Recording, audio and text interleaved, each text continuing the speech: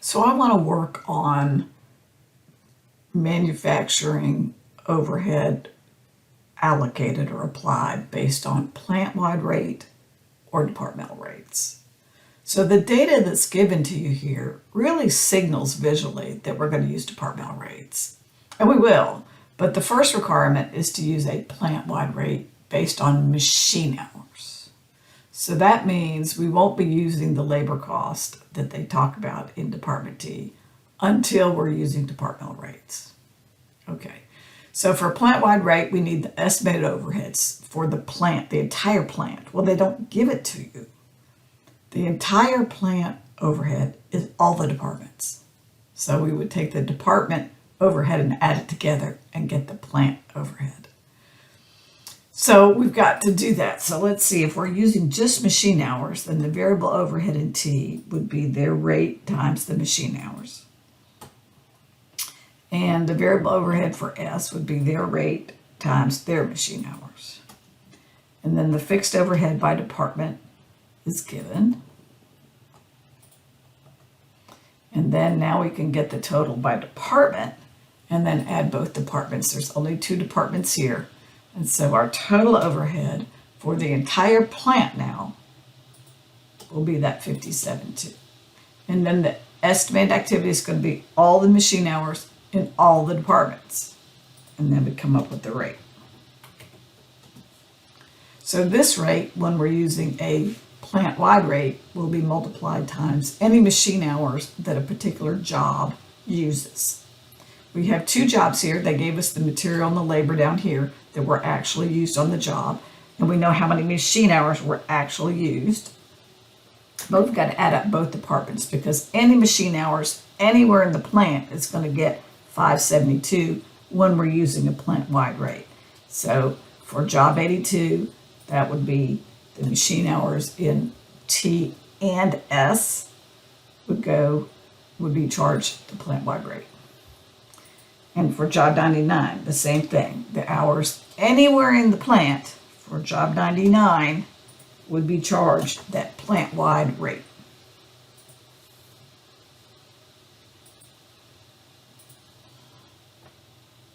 Let's get my formula right. So those are the job costs using plant-wide.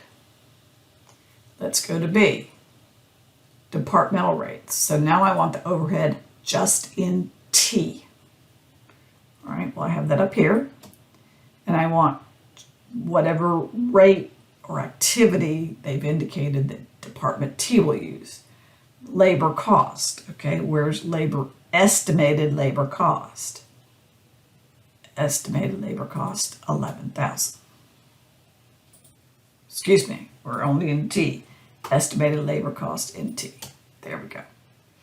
All right, and so you can do this as a decimal or you can do it as a percent. I've done it as 150%, but you can also do it $1.50 for every dollar of labor. Both will give you the same overhead. You'll see them used both ways, and so don't let that distract you or somehow throw you off.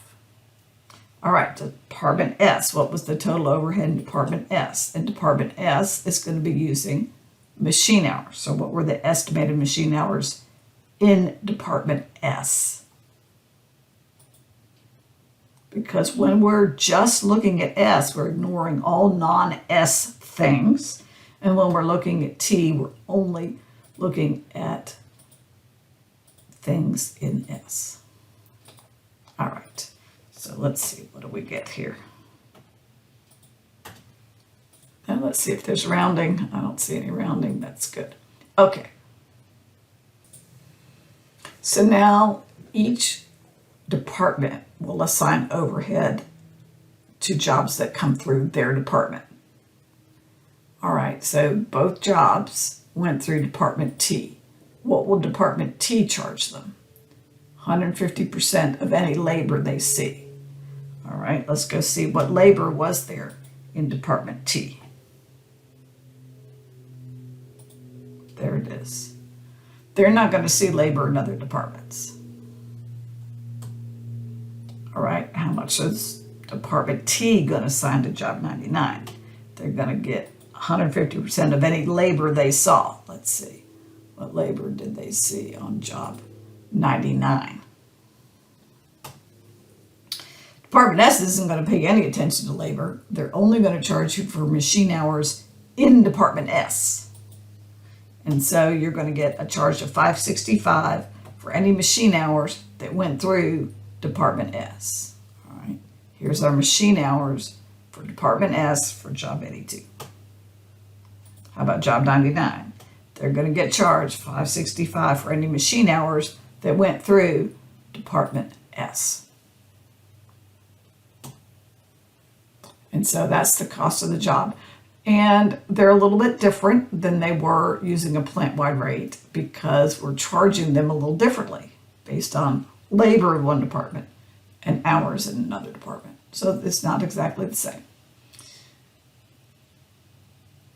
In C, they want over or under applied. It will differ because what we applied using a plant-wide rate is not exactly the same as what was applied in a departmental rate. So is that a problem? We know applied overhead is imperfect. That's why we have this over under applied. So if you change what you use to apply overhead, the amount of overhead applied to the job is going to change. So your over and under applied will change because whatever you apply is compared to actual. And actual is not affected by whatever you chose to apply overhead. It's based on the bills. All right, so in C, it tells you they paid $59,000 in real overhead. And how did that compare to what you applied, which was based on an estimate? So for plant-wide, the total applied to the jobs is those two numbers added together.